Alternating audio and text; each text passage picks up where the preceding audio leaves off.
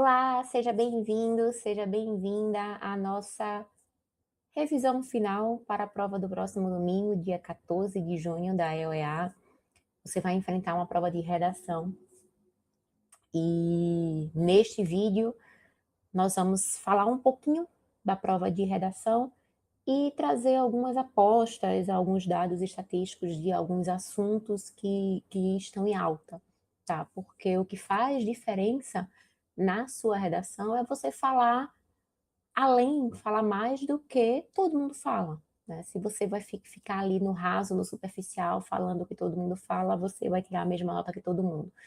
Então, vamos trazer aqui alguns temas que acreditamos que podem aparecer na sua tela, ou na sua tela, na sua prova. Na sua tela agora vai o material, tá? Então, antes de a gente começar a falar dos assuntos propriamente ditos, você vai enfrentar, como você já sabe, uma prova. Você vai precisar fazer um texto dissertativo, argumentativo, de 30 linhas no máximo. O mínimo, o seu edital prevê que são 15 linhas, mas você não vai de jeito nenhum escrever 15 linhas. Você vai, e estamos combinados, tá? Escrever no mínimo 28, tá? O ideal seria que você escrevesse as 30, mas 28, tudo bem. Não escreva menos do que isso. Não escreva menos do que isso, tá?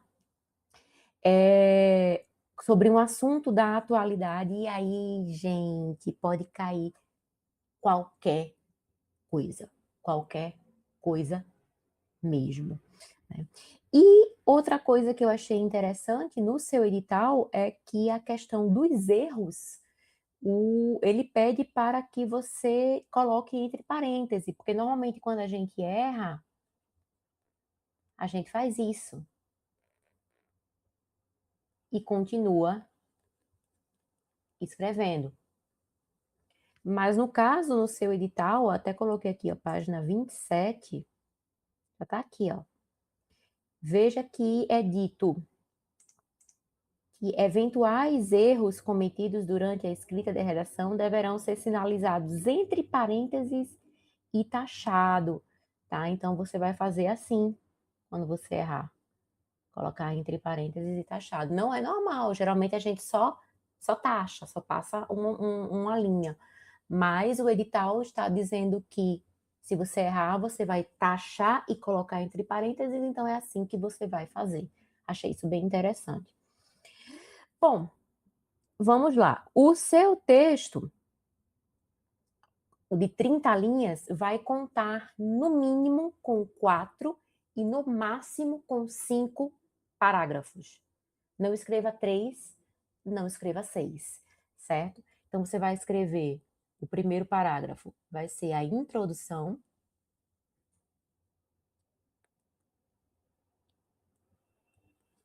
Tá? Cerca aí de 5 linhas para a introdução, tá ok? O segundo parágrafo vai ser o primeiro parágrafo de desenvolvimento.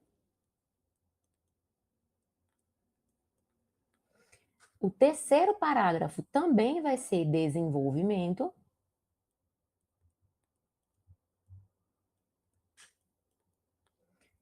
O quarto parágrafo pode ser mais um de desenvolvimento ou a sua conclusão. Se for desenvolvimento, evidentemente você vai usar o quinto parágrafo como conclusão, tá? Combinado? É isso. Então, essa aqui vai ser a estrutura. Nunca faça um parágrafo só de desenvolvimento. Ok? Sempre em 30 linhas, você vai escolher aqui, introdução, aproximadamente 5 linhas, conclusão também, e as outras 20 linhas você coloca aqui, certo? Sempre use a terceira pessoa do singular. Olha, a gente falou aqui no slide passado que nós vamos enfrentar um texto dissertativo argumentativo. Não sou eu que estou dizendo isso, é o seu edital. Isso quer dizer que você vai precisar se posicionar a respeito de um determinado tema. você vai precisar dar a sua opinião, adotar uma tese. Porém, não é porque você vai dar a sua opinião que você vai escrever "eu acho que". Não adote a primeira pessoa do singular, nem a primeira pessoa do plural. Faça uso da terceira pessoa do singular, ela é mais adequada, ela é mais impessoal, tá bom? Então, em vez de dizer, por exemplo, "eu acredito que", blá blá blá, você diz "é necessário que", "é fundamental que", "acredita-se que", mas evite a primeira pessoa. Tá? Isso aqui é o que vai fazer diferença no seu conteúdo.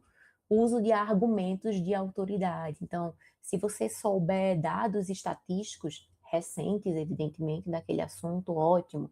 Se você souber um filósofo, um sociólogo, um cientista, alguém, um estudioso daquele assunto e puder citar, ótimo. Isso faz toda a diferença, né? Isso aí é o que vai levar você a um outro patamar, tá? E aqui parece besteira, mas é algo que muita gente peca, é deixar claras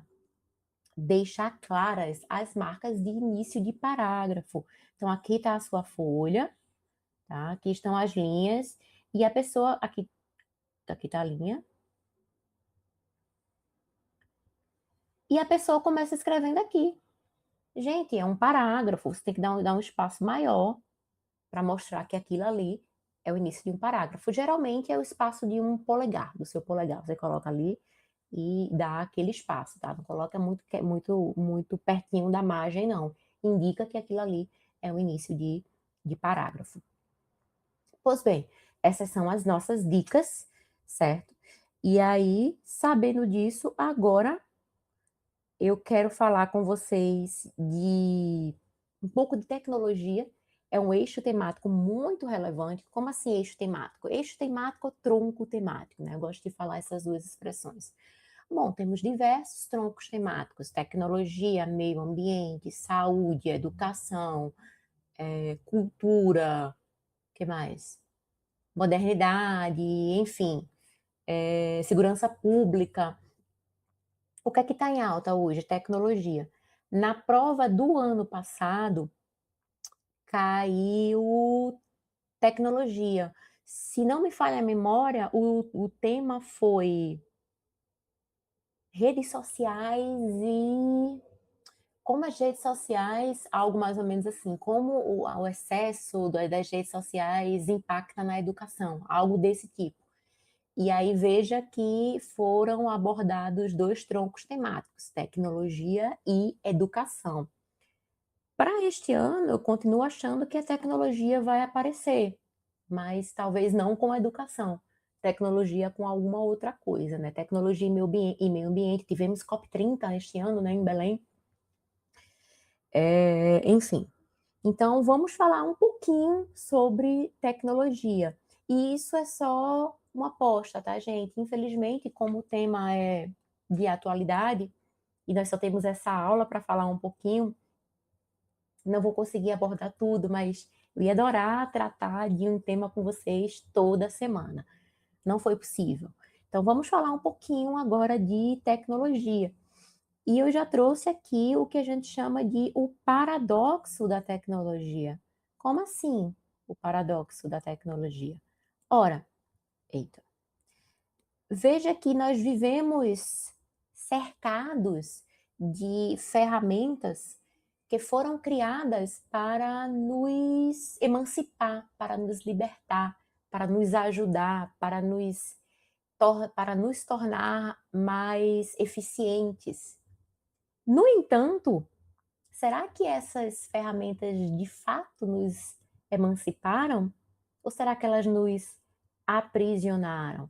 Né? Então veja aí que hoje ninguém mais vive sem um celular. Não sei se você sente isso, às vezes você sai, se você esquece o celular em casa, é como se você tivesse saído sem uma roupa. Né? Então, assim, nós temos esse paradoxo da tecnologia. O que foi criado para nos ajudar, para nos livrar, para nos emancipar, talvez esteja nos aprisionando. É como se nós estivéssemos reféns daquilo que foi criado para nos livrar. E aí, nesse contexto, né, eu trouxe aqui 5 questões, nós vamos falar aí de cinco autores, sociólogos, filósofos, jornalistas, enfim, que você pode citar na sua prova se aparecer tecnologia, tá? Se aparecer o eixo tecnologia e cuidado, porque talvez você precise falar bem da tecnologia.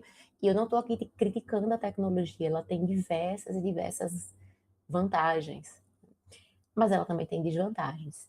E aí, o primeiro que a gente pode falar aqui sobre impacto cognitivo é ai, Deus, é o analista de sistema, ele é analista de sistemas, né? O Nicholas Carr, ou Nicholas Kerr, eu não sei como é que se pronuncia esse nome dele. Ai, Deus, como é que eu fechei aqui? Eu acho que estou fazendo besteira aqui. Maximizei, minimizei. Não fiz besteira. Então, deixa eu anotar aqui o nome dele. Luz laranja.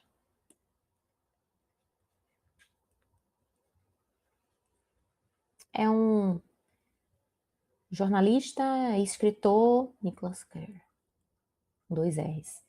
É um jornalista e escritor e analista de sistemas norte-americano. E ele vai falar do impacto cognitivo. Então, aqui o que é que a gente está fazendo aqui?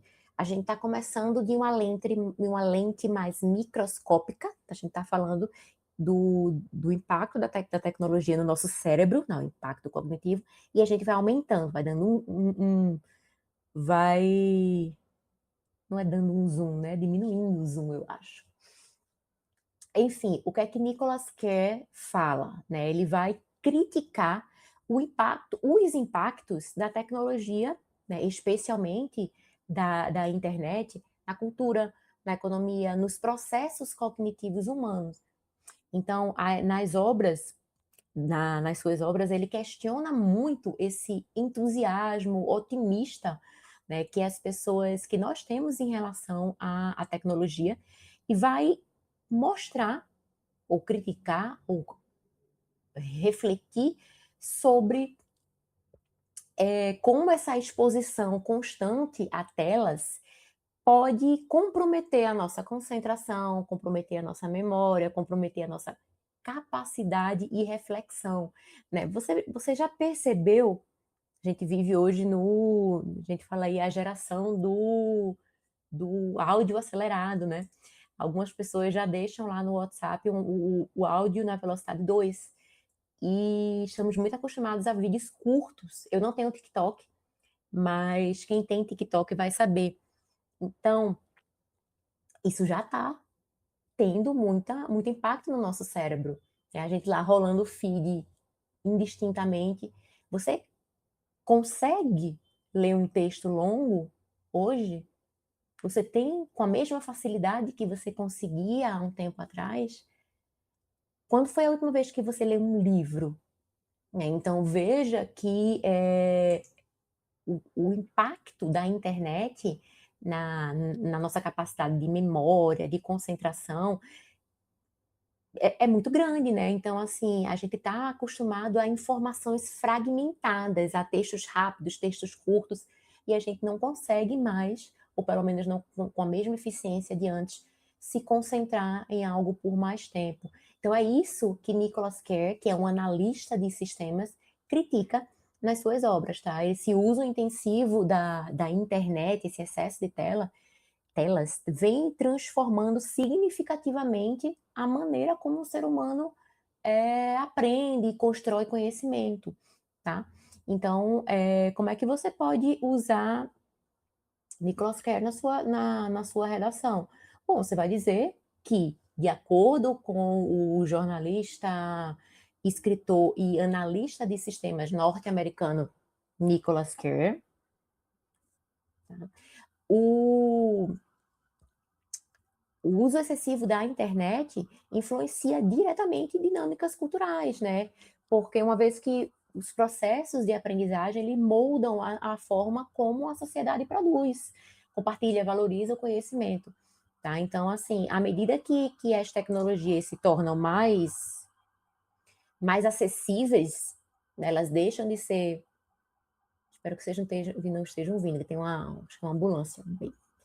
Então, à medida que as tecnologias se tornam mais acessíveis, deixam de ser exclusividade de empresas e passam a influenciar, elas passam a influenciar amplamente nosso modo de viver e pensar, tá? Então, se pode dizer, citar esse autor para dizer que esse uso excessivo de telas e de internet vem comprometendo a nossa capacidade de atenção, memorização, reflexão, leitura aprofundada e promove um pensamento, gosto dessa expressão, um pensamento mais fragmentado, tá? E além de outros riscos que ele fala, como por exemplo uma dependência tecnológica, né? Uma sociedade moldada por plataformas digitais. Ele fala que essa nossa vida hiperconectada tem custos cognitivos altos e que talvez a gente não esteja dando o devido valor a esses custos, tá bom? Então, as obras de Nicola Kerr vão justamente trazer essa perspectiva crítica para a gente compreender quais são os limites, tá? E as contradições dessa cultura digital que a gente vem vivendo, ok? Passando agora para a modernidade líquida, e você já sabe de quem nós vamos falar quando a gente fala de modernidade líquida, e é exatamente ele, e eu não sei se eu vou escrever certo, eu acho que é assim, Zygmunt. Gente, confere aí, tá? Eu sei que Bauman é normal, né? Mas Zygmunt eu acho que é assim, né? Bauman é o queridinho dos concurseiros, né? Polonês. Ele era sociólogo, eu acredito. Não acho que não era filósofo, ele é sociólogo. E ele ficou muito famoso justamente por esse conceito aí de modernidade líquida. Olha, aqui a gente estava falando de algo mais microscópico, tá? Aqui a gente estava falando do impacto da tecnologia, sobretudo da internet, de excesso de telas, no nosso cérebro. Aqui a gente já saiu um pouquinho, né? Já passou da lente do cérebro para uma lente de relações sociais.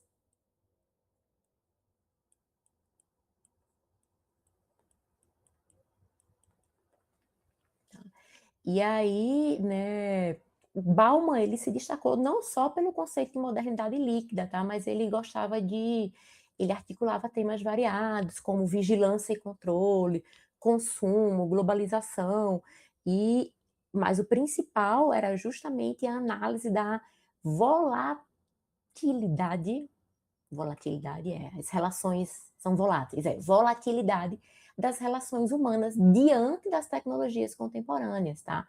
Então, os estudos dele descrevia, né, focava em comportamentos da sociedade moderna, século XX, isso, viu? Bauman é do início do século XX, ele nasceu no acho que década de 1920, eu acho.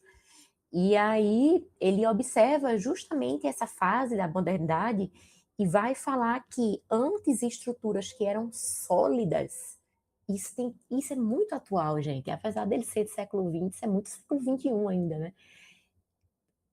Desculpa. Que relações antes que eram sólidas, papéis bem definidos, agora elas são fluidas, são instáveis. Veja nossas relações de amizade, por exemplo. Né? Costumava ir na casa dos amigos, hoje você só fala pelo WhatsApp. A gente costumava, dependendo da sua idade, né? Se você for muito jovem, talvez não. Mas na minha época, a gente costumava ligar e ir na casa da pessoa para desejar feliz aniversário. Hoje, quando você lembra, no máximo, você passa um parabéns ali responde aos stories da pessoa, né? Então, assim, o que é que Bauman vai falar? Vai falar que o impacto da globalização sobre o indivíduo é direto, né? Existe essa necessidade de se adaptar ao mundo, e o mundo vem sofrendo transformações, e isso vai nos transformando também, né? Ele fala que as facilidades trazidas pela tecnologia e pelas nossas novas formas de comunicação vai tornando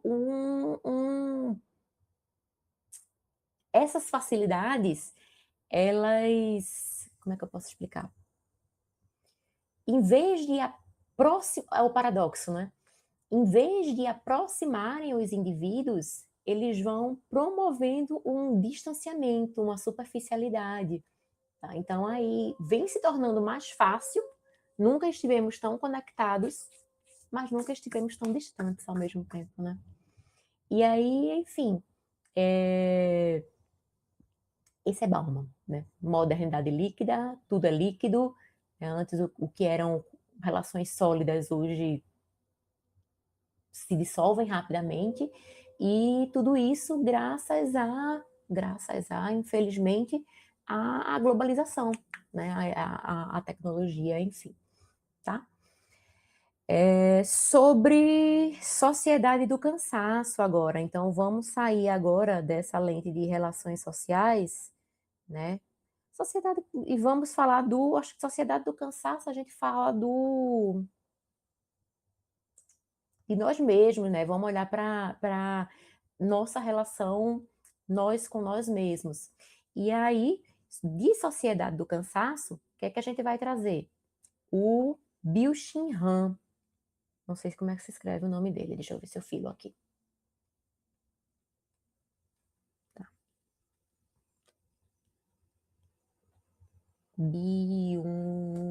Deixa eu digitar. Byung-Chul, tá? Byung-Chul Han, ele era filósofo. E um dos livros dele é justamente esse, A Sociedade do Cansaço, tá? E aí ele é sul-coreano e ele fala justamente das interações da sociedade, né, que é tardia, que ela é marcada por uma exaustão física e psicológica.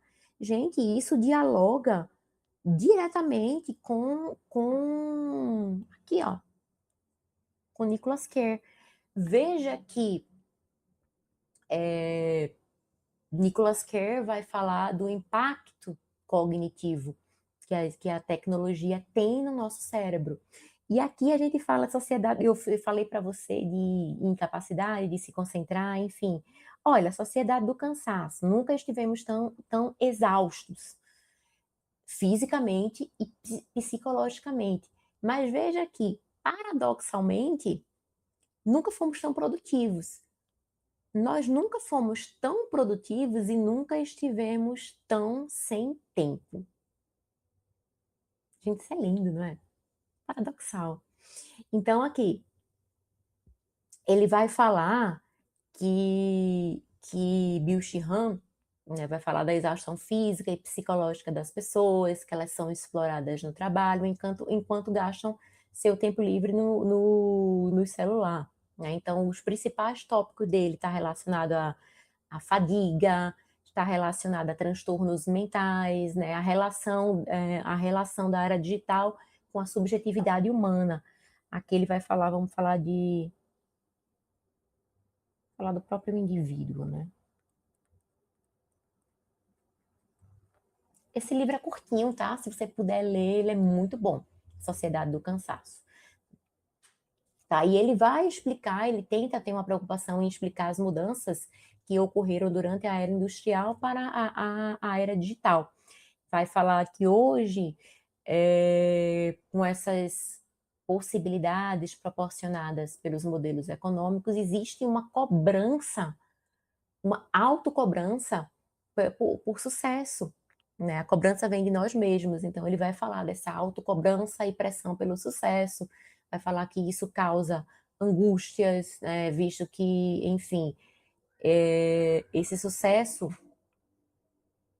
que é tão presente na era digital nos aprisiona de certa forma, né? Então veja aí quantas... Ninguém posta no Instagram o seu, quando tá no fundo do poço, né, o seu pior ângulo. O pessoal sempre posta nas redes sociais a felicidade, o melhor ângulo. E deixa eu me fazer uma pergunta. Se você postar alguma coisa, até porque hoje a gente posta menos, né? Mas se você postar no seu feed, não é nos stories, alguma foto e não houver nenhuma curtida aí por 2, 3 horas, você mantém a foto no seu Instagram ou você deleta? Né? Então, conheço pessoas que deletam, porque, pô, postei e ninguém curtiu. Então, nós temos aí essa busca incessante por aceitação do outro também, né? E aí ele vai falar disso aí, tá? Vai falar de ansiedade, vai falar de hiperexposição, vai falar, gente, é muito bom, Sociedade do Cansaço, ok? Então, vamos agora para Karl Marx. E por mais que talvez você não goste de Karl Marx, dependendo da sua posição política, mas entenda Karl Marx como um sociólogo. Não vem com essa de, é comunista, é socialista. Não. Foco na sua redação, foco na sua aprovação, tá bom? Então, Karl Marx, sim, um dos fundadores do socialismo científico, ele foi o autor de O Manifesto Comunista, né? Coautor de Manifesto Comunista e de O Capital. Ele é da época lá da Revolução Industrial, mas o pensamento dele pode ser aplicado nos dias de hoje tranquilamente, porque muitas pessoas falam que nós estamos vivendo a terceira Revolução Industrial. Né? Algumas pessoas falam em revolução digital, né, revolução tecnológica, e outras pessoas falam em terceira revolução industrial.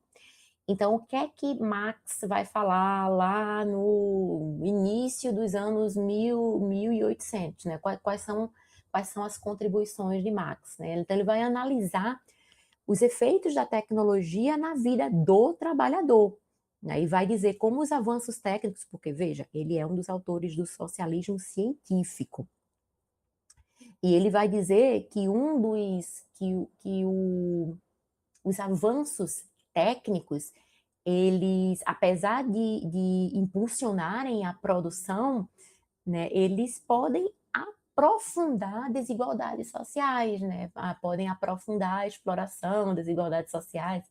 E aí provavelmente você vai lembrar daquele videozinho, daquele filme lá em preto e branco, do Charlie Chaplin, né, da maquininha. Lá o trabalhador é super especialista em fazer um tipo de peça. Enfim, então a produção aumenta, mas talvez na mesma proporção as desigualdades sociais também aumentam. Então, o pensamento dele era lá da época da Revolução Industrial, mas a gente pode aplicar o pensamento dele no mundo de hoje, porque tecnologia não é inteligência artificial, tecnologia não é rede social, tá? Tô falando tecnologia de uma forma geral. Então, assim, hoje em dia a gente pode pensar como é que a gente poderia aplicar Karl Marx na nossa redação. Dizer que a técnica ou a tecnologia, enfim, o aprofundamento, a melhora tecnológica, ela tem um papel político, porque ela vai aumentar a eficiência do seu trabalho, mas ela também se torna um instrumento de controle sobre o trabalhador, tá? E isso aprofunda a exploração. Então, a gente pode usar isso aí, tá? Falar de como os impactos estruturais do avanço da tecnologia interferem nas relações de trabalho, tá? Então, sobre Karl Marx.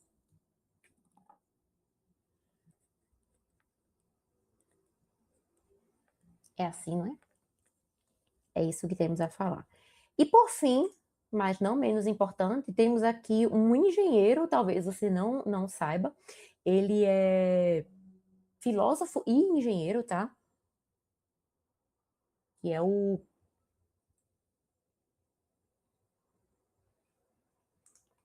Não sei se ele é filósofo. É filósofo e engenheiro?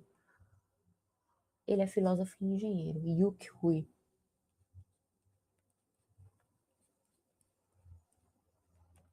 Tem a outra.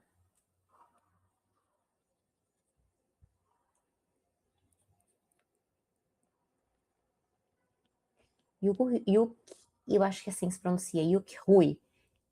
Ele é engenheiro da computação, tá? E é filósofo também. Ele é chinês e ele vai falar sobre as relações entre tecnologias atuais, arte, natureza, sociedade, né? Ele vai falar, ele gosta de falar de conceitos como cosmotécnica, tecnodiversidade, enfim. Ele vai trazer esse debate da tecnodiversidade. Deixa eu anotar.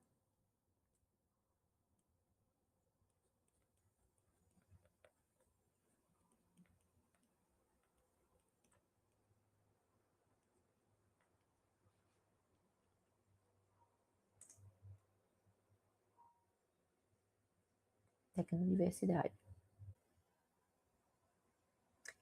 E o que quer dizer tecnodiversidade?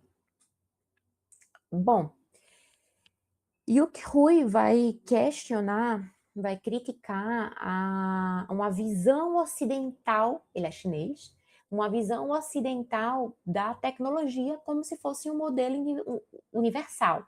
É por isso que se fala em tecnodiversidade, diversidade tecnológica, né? Então, ele vai questionar a premissa de que a tecnologia, nos moldes que existe, nos moldes do Ocidente, né, marcada por aspectos digitais, industriais, mecanicistas, essa não é a única via possível de desenvolvimento, de progresso da humanidade. Então, existe, na visão dele, existe progresso na humanidade diferente do que o Ocidente entende como tecnologia. Tá? Então, para ele, tratar esse modelo como uma verdade universal é uma forma de atrelar o desenvolvimento aos moldes de uma colonização. É por isso que a gente fala em pluralidade decolonial, tá? E aí ele vai trazer alguns conceitos, como eu falei para você, foi cosmotécnica e tecnodiversidade. Tá? Então, a cosmotécnica seria um modo particular como cada cultura justapõe técnica, arte, natureza. Né? Ele vai dizer aí que a tecnologia ela não é neutra, ela é inseparável da realidade de um povo, incluindo filosofia e religião. O cara é engenheiro e filósofo. Tá?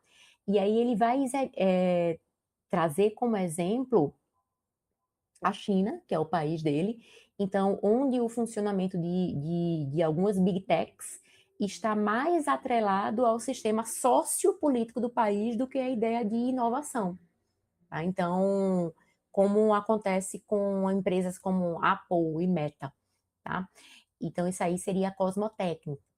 E a tecnodiversidade é justamente o que a gente falou, essa necessidade de enxergar o desenvolvimento, o progresso, né, o desenvolvimento tecnológico através de uma lente plural e não somente nos moldes do Ocidente. Né? Então, esse conceito de tecnodiversidade vai propor que nós valorizemos múltiplas formas culturais de se pensar tecnologia, tá? E sem para a gente evitar a imposição de uma única cultura sobre outras. Então aí é bem interessante, né? Confesso que eu não li as obras dele, eu li sobre ele, o que as obras dele falavam, mas não cheguei ainda a ler nenhum livro dele, pretendo ler. Tá? Então, para finalizar, Rui, ele não vai negar, ele não é contra a tecnologia, tá, gente? Ele é engenheiro. Então, ele não nega a tecnologia, mas ele defende que a tecnologia tem que ser moldada, tem que ser compreendida a partir das matrizes culturais de cada local, tá? E não ser imposta por um país A ou país B, tá? É isso. Então, vamos dar continuidade aqui. Então, se aparecer tecnologia na sua prova, você vai ter aí algumas coisas legais para falar. Espero que tecnologia apareça na sua prova, né? Você já sabe que você pode citar Bauman, você pode citar Yuk Hui, você pode citar Nicholas Carr, você pode citar, que mais que falamos? Karl Marx, você pode citar Bill Sheehan, você pode citar inúmeros autores, sociólogos, filósofos, enfim. E aqui agora, pensei que estivesse na tela, não está, deixa eu me voltar. Trouxe 3 temas que eu gostaria de passar rapidamente com vocês. Não quero passar muito de 1 hora no nosso vídeo.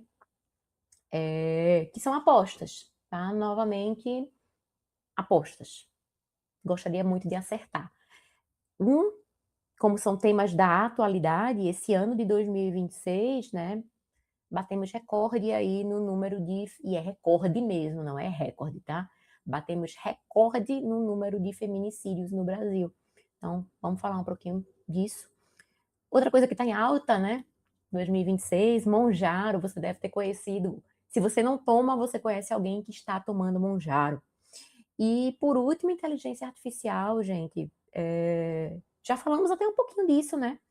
Inteligência artificial e declínio do pensamento crítico. Quando a gente mencionou Nicholas Carr, ou Nicholas Carr, não sei como se pronuncia, sendo que lá a gente estava falando da internet no geral, da tecnologia e principalmente da internet, ele analisa mais a internet. Aqui a gente vai focar, vai dar um zoom ainda, vamos falar da inteligência artificial e como ela pode e como ela está contribuindo para o declínio do pensamento crítico, tá? Então vamos lá, vamos falar um pouquinho do aumento de feminicídios no Brasil. Falei para você que o que vai fazer diferença na sua redação é argumento de autoridade. E argumento de autoridade não é só citar, não é só citar um autor, tá? Uma autoridade pode ser uma instituição. Se você traz dados recentes do IBGE, o seu examinador vai ficar emocionado, certo? Então, trouxe aqui um dado bem recente, olha aqui de quando é, tá? Brasil registra um feminicídio a cada 5 horas e 25 minutos no primeiro trimestre de 2026. Gente, são 4 mulheres mortas por dia. E quando eu digo 4 mulheres mortas por dia, não são, tô falando de mulheres mortas por questões de gênero. O número de feminicídios agora em 2026, né, viu, 2025, 2026, ultrapassou o número de homicídios. Veja que homicídio é a morte de uma pessoa, pode ser homem, pode ser mulher.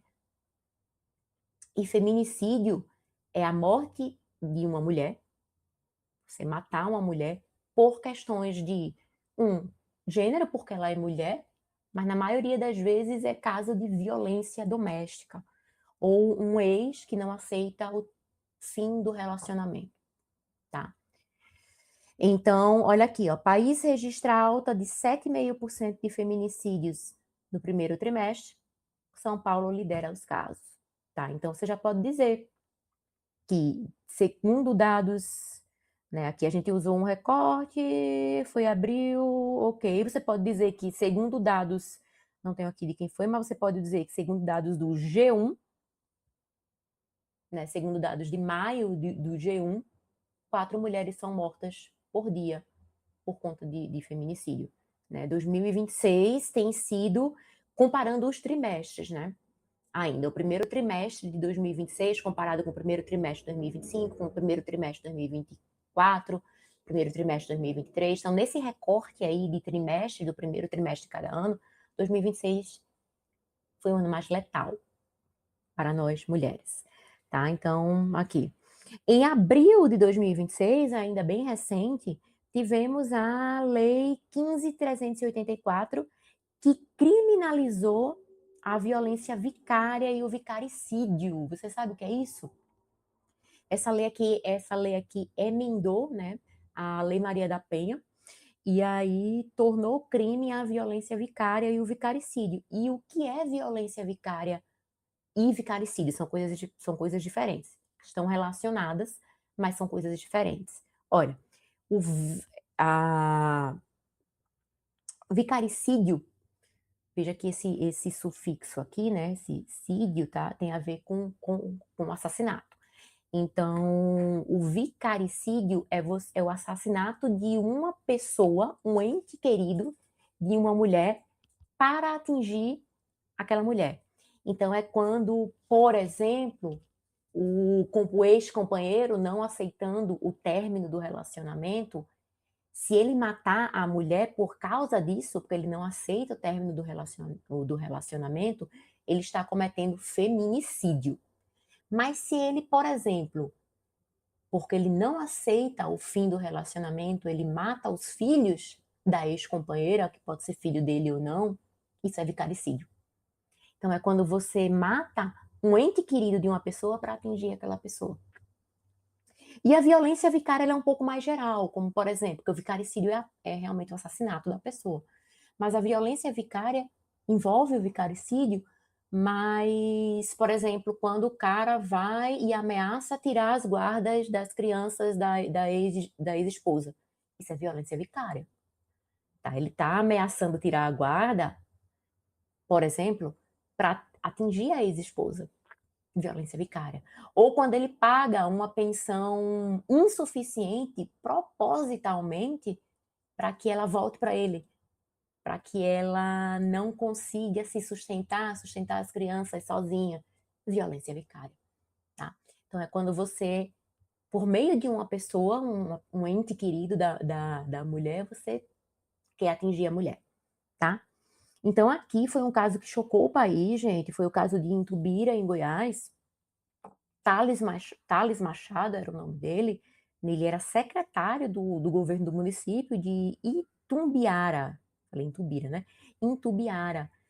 Ele atirou contra seus dois filhos, eram dois meninos, um de 12 e outro de 8 anos, enquanto as crianças dormiam. E depois, em seguida, ele tirou a própria vida. Né? E aí, segundo a polícia, ele agiu premeditadamente para atingir a ex-esposa, Sara. Tá? Então, aí, vicaricídio, certo? O que foi feito e o que vem sendo feito, tá? Isso aqui é só um exemplo para falar o que é vicaricídio. E aqui o que foi feito e o que vem sendo feito pelos gestores, né? Pelos governos, seja federal, estadual, municipal, para combater o feminicídio, que não tem a ver com vicaricídio, tá? Ficou parecendo que tem a ver com vicaricídio, mas não. Bom, feminicídio passou a ter uma das maiores penas do Código Penal, né? Ela tem no mínimo 20 e no máximo 40 anos, né? Agora 40 anos é o tempo máximo da execução da pena. Então é um dos crimes com as penas mais altas do nosso Código Penal. Foi lançado um Pacto Nacional de Enfrentamento ao Feminicídio. Isso aqui é no âmbito federal, tá?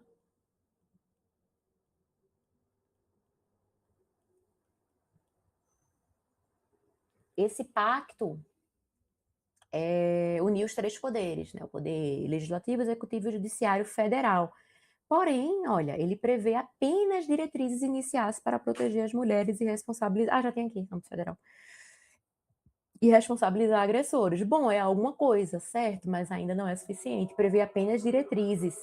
Essas diretrizes vão ser detalhadas posteriormente. Quando? Não sei. E é só em âmbito federal, tá? Mas a violência ocorre nos municípios, né? Então, talvez devesse haver aí uma integração com os governos estaduais e municipais. Tá? Aqui eu deixei as fontes de onde eu tirei. Tá? Então, assim, feminicídio, se aparecer na sua prova, o que é que você pode dizer? Você pode citar os dados do G1, maio de 2026.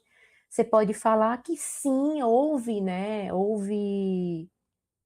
avanços no combate ao feminicídio, não está sendo suficiente, mas sim houve avanço. Você pode falar aí da criminalização do vicaricídio e da violência vicária. Você pode falar que crime de feminicídio ficou mais duro, né? Houve um endurecimento penal aqui, com essa tempo aí de pena de 20 a 40 anos. Você pode falar que houve aqui esse lançamento desse Pacto Nacional de Enfrentamento ao Feminicídio, mas que ele acontece em âmbito federal. E aí uma crítica que você pode fazer é justamente porque ele está em âmbito federal. Mas eu adoro o direito municipal, porque eu gosto muito dos municípios, porque é nos municípios, pessoas, onde as políticas públicas acontecem, não é lá na União. Tá? É nos municípios. Então, talvez a crítica que você possa fazer aí é justamente essa falta de integração. Então, os governos estaduais e municipais devem estar engajados nisso aí também. Tá? Então, sobre feminicídio, é isso. Deixei aqui as fontes. Depois, se você puder, dê uma olhada, tá? Vamos falar agora dos queridinhos, canetas emagrecedoras. E eu preciso confessar que eu tô louca para tomar Monjaro. Preciso perder aí uns 10 quilos.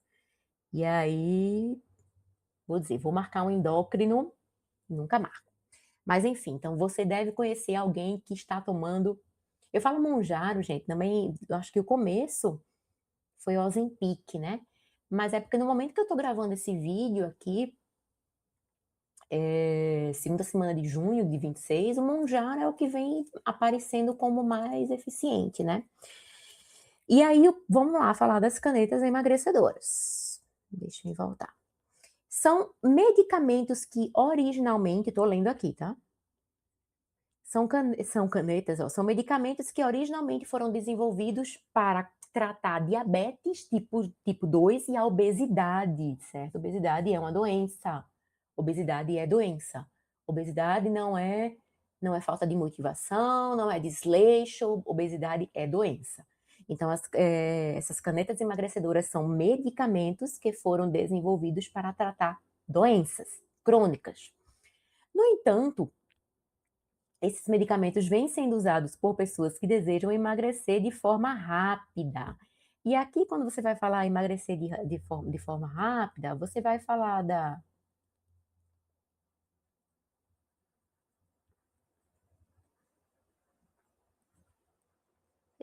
ditadura da beleza, da que mais? Da pressão por um corpo padrão.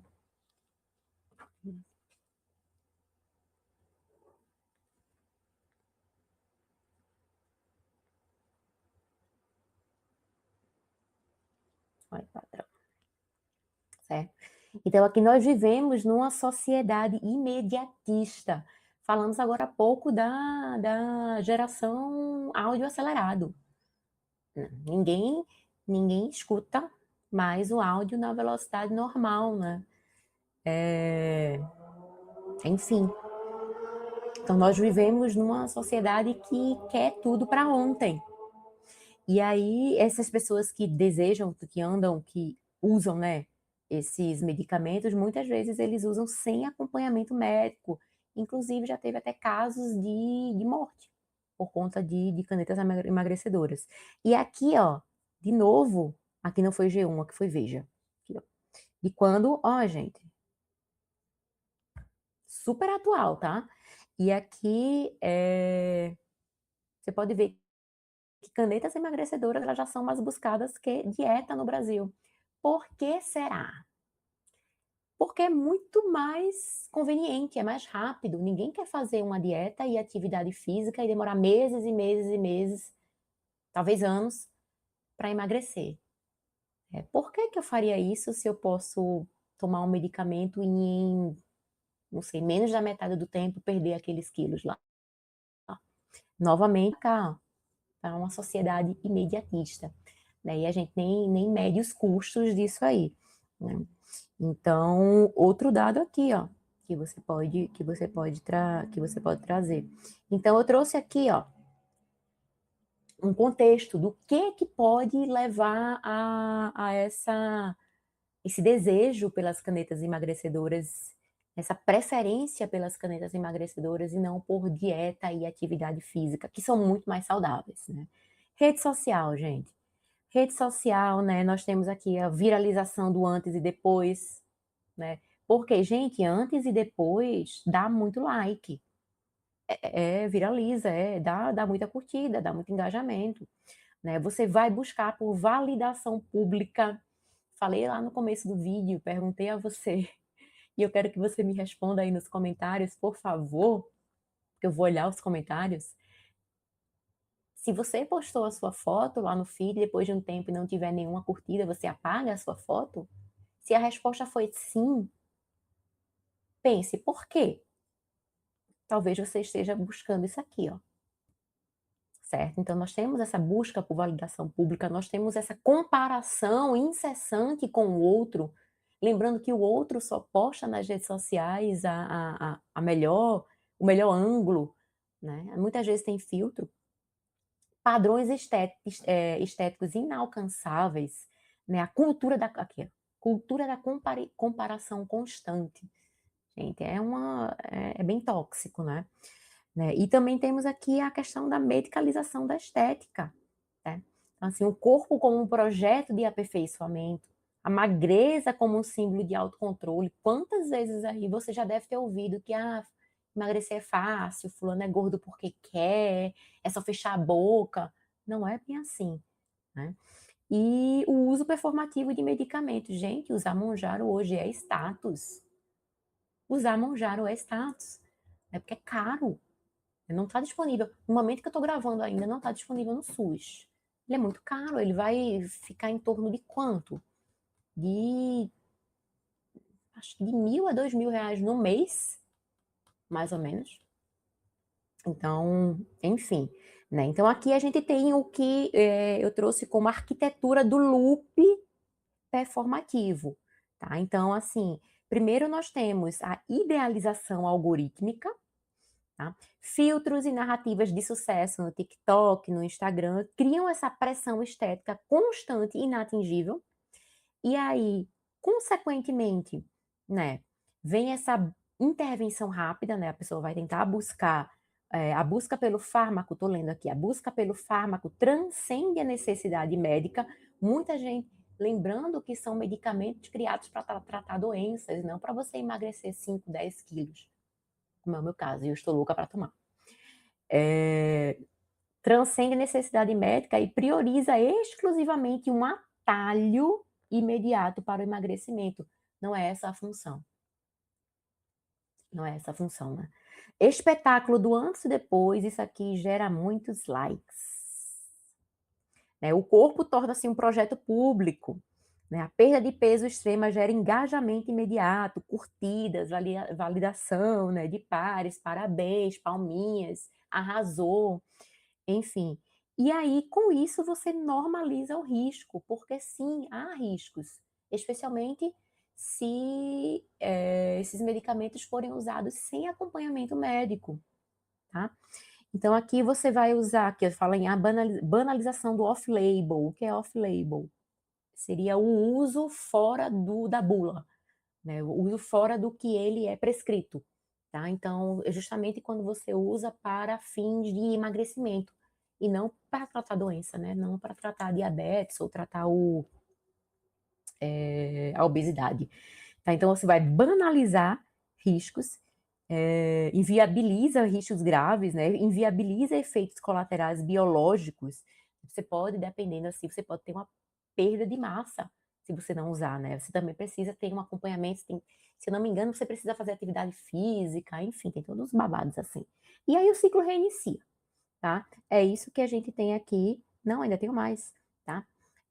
Sobre as canetas emagrecedoras. Como eu falei, no momento que eu estou gravando o vídeo, eu acredito que houve a quebra da patente do Ozempic, mas ainda não está disponibilizado no SUS, porque o custo é muito alto. Então, não está disponibilizado no SUS ainda. O que é que acontece? Nós temos uma elitização do emagrecimento. Só quem usa, como eu falei, Mounjaro é status. Mounjaro é status. Só quem usa canetas emagrecedoras hoje, na maioria das vezes, são pessoas que têm condições financeiras de bancar aquilo ali. Então, nós temos aqui uma elitização do emagrecimento. E isso aprofunda desigualdades sociais, né? Risco. O uso indiscriminado por pessoas sem medicação médica pode causar efeitos adversos, inclusive mortes. Eu não sei se eu trouxe aqui. Não coloquei. Não coloquei. Mas a Anvisa estava investigando aí algumas dezenas de mortes para saber se tinha relação com esse uso indevido de canetas emagrecedoras. Então, distúrbios alimentares, abandono de hábitos saudáveis. Ah, já emagreci mesmo, não preciso mais fazer atividade física, mas atividade física é muito além do emagrecimento, tá?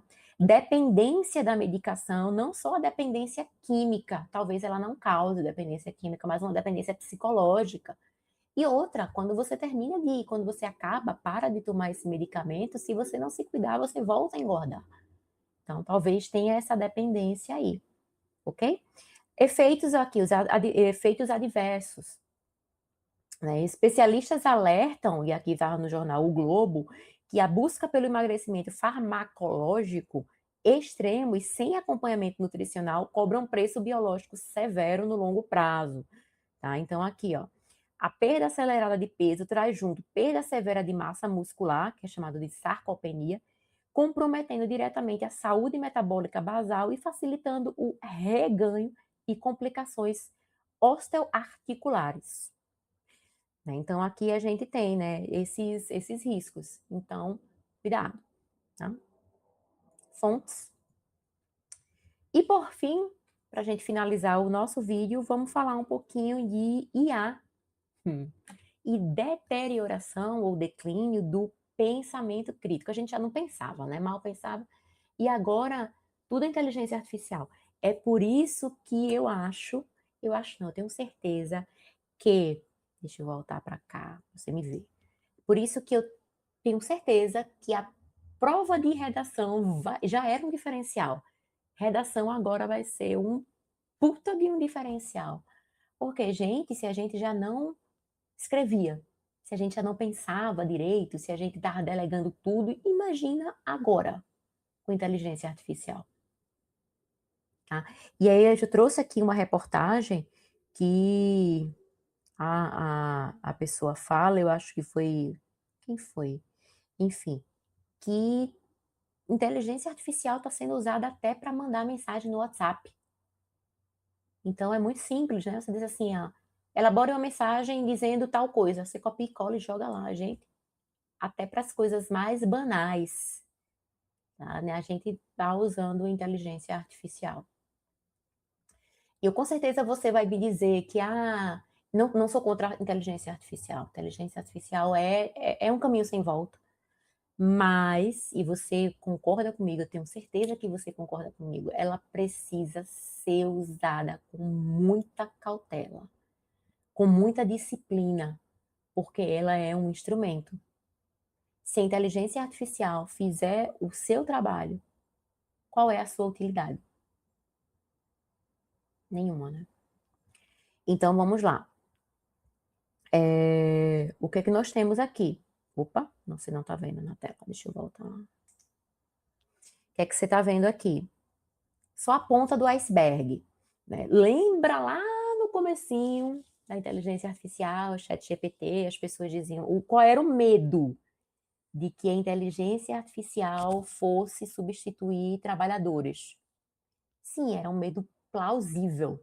Mas hoje a gente tem isso aqui e eu concordo que o maior risco da inteligência artificial não é substituir, é fazer você parar de pensar. Tá? Então, o que é que a inteligência artificial vem gerando? O que a gente chama de atrofia cognitiva. E é isso mesmo. O cérebro da gente, quando ele para de receber estímulos, e a leitura é um estímulo, a escrita é um estímulo. Então, quando ele recebe, quando ele não faz esforço para realizar atividades, né, porque a inteligência artificial fez tudo, ele vai literalmente atrofiando. Isso é muito perigoso. A gente ainda não sabe, cientistas ainda não sabem quais são as consequências no longo prazo e nem se isso é reversível. Tá? Então a gente tem aqui ó, a delegação do pensamento crítico, fim do questionamento humano, e isso aqui é perigoso, validação cega pela máquina. Você checa o que a inteligência artificial diz? Ou você confia cegamente nela? Porque muita gente confia cegamente nela, tá? Então, o que é que temos? Além de atrofia cognitiva, temos esse outro conceito aqui, eles estão ligados, tá? Descarregamento cognitivo, que é justamente você descarregar tudo na máquina, delegar tudo para ela. Você não faz mais nada, você delega tudo para ela. Isso é o descarregamento cognitivo. Consequência, atrofia cognitiva. Tá? Causa e consequência aqui. Estudo recente publicado na revista Societies, foi publicado na Forbes, eu acho que eu botei esse link aqui, tá? Mapeou o impacto do uso constante de inteligência artificial em 666 profissionais. Tá, gente? Eu acho que eu trouxe o resultado aqui. Olha, usuários frequentemente terceirizavam a resolução de problemas complexos para a IA em vez de aplicar análise independente. Então, delegando decisões, delegando pensamento. Você evita pensar, joga para a máquina. Erosão de habilidades. Então, essa redução, o que é erosão de habilidades? Essa redução comprovada, essa pesquisa que comprovou, comprovada na capacidade de avaliar informações de forma crítica ou desenvolver conclusões com nuances. E isso gera uma lacuna geracional, porque inteligência artificial está aí, afeta todos, mas afeta principalmente os mais jovens. Geração Z aí, pessoal. Já os nascidos já no mundo digital, né? Então, participantes mais jovens exibem dependência extrema, colocando em risco julgamento profissional a longo prazo. Eu voltei para a faculdade, estou fazendo uma outra graduação. E estou fazendo pela manhã. No próximo período eu vou transferir para a noite, enfim. E como eu estudo pela manhã, tem há muitos jovens, né? Pessoal recém saído do ensino médio. E é incrível como para absolutamente tudo eles usam inteligência artificial. Até para coisas que antes a gente pesquisava, você quer saber se tem algum restaurante aqui perto, você não vai mais no Google Maps, inteligência artificial. Ah, não, mas o chat está dizendo que tem um restaurante aqui perto, vamos lá. Ah, o chat está dizendo, cara, você acredita cegamente no chat? O chat também erra. Tá? Então, enfim, vamos lá. Colapso em ambientes de alto risco, né? Alguns ambientes, algumas profissões são extremamente sensíveis, né? Cuidadosas, tem que ter muito cuidado, e isso aí pode causar um colapso. Olha, a confiança cega. Inteligência é quando a inteligência artificial é adotada sem supervisão em área de alta complexidade. No direito é muito comum, né? Imagina, você vai fazer uma petição ou alguma coisa aí, ou alguma perícia, e você simplesmente joga na IA e é aquilo. Você não checa, você não verifica se aquilo é verdade, é verídico. Dados não verificados. Ferramentas geram resultados plausíveis, porém incorretos. Gente, inteligência artificial erra muito. Cuidado. Né? Fabricação de evidências ou cálculos inexatos.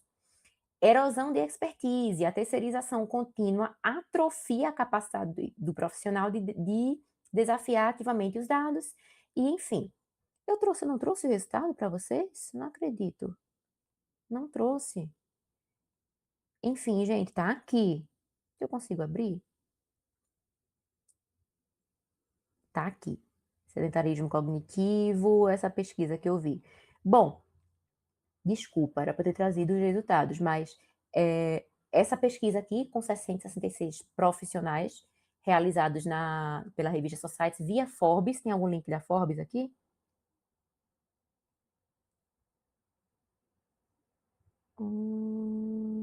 Society.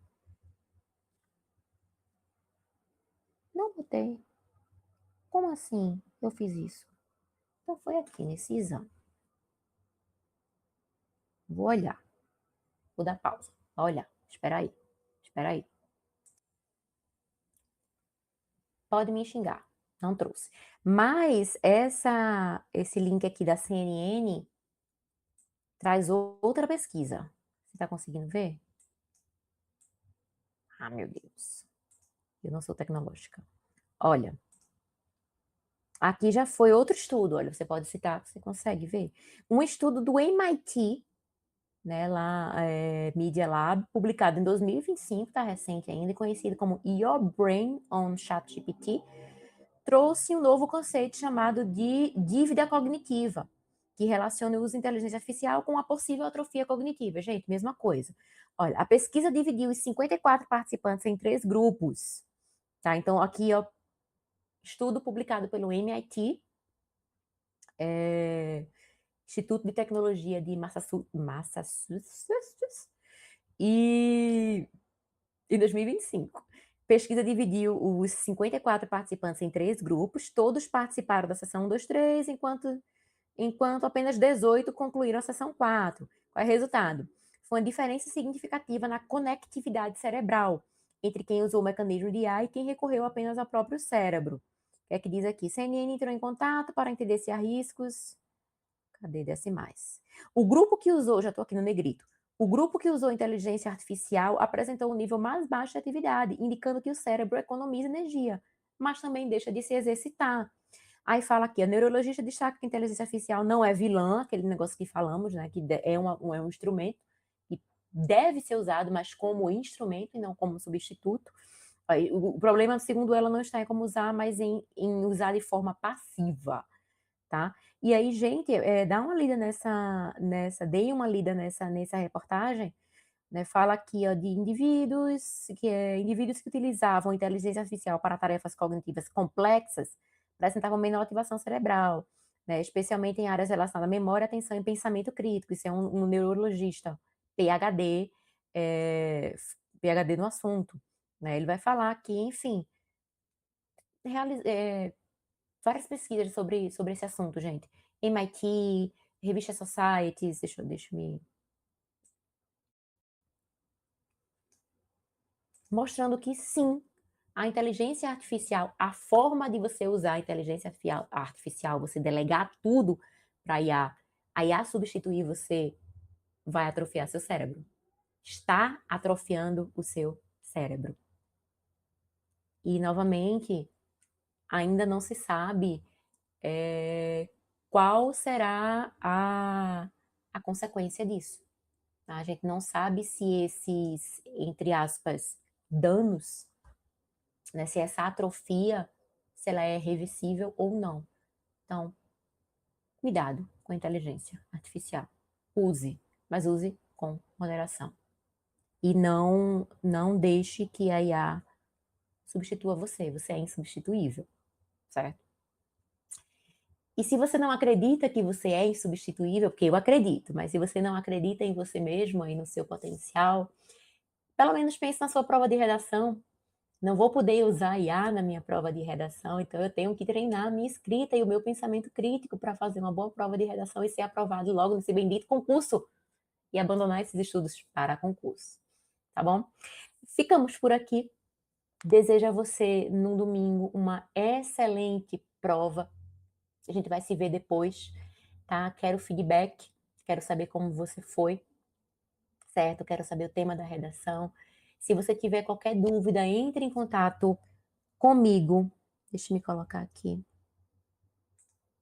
Tá? Pode ser aqui por meio das minhas redes sociais, do meu e-mail, pode ser pelos canais do Organiza, enfim, fala comigo. Se você curtiu esse vídeo, deixa seu like, olha, deixa o like. Não vou colocar antes e depois não, mas deixa o seu like. Ativa o sininho para receber notificações. E deixa aqui nos comentários o que você achou, se você acha que tem alguma coisa que pode melhorar. Sempre há algo que a gente melhorar, né? Deixa aqui também sua sugestão. Críticas também são bem-vindas, tá, gente? Desde que feitas com educação e civilidade. Tá bom? É isso. Fico por aqui. Um beijo imenso e tenha uma excelente prova.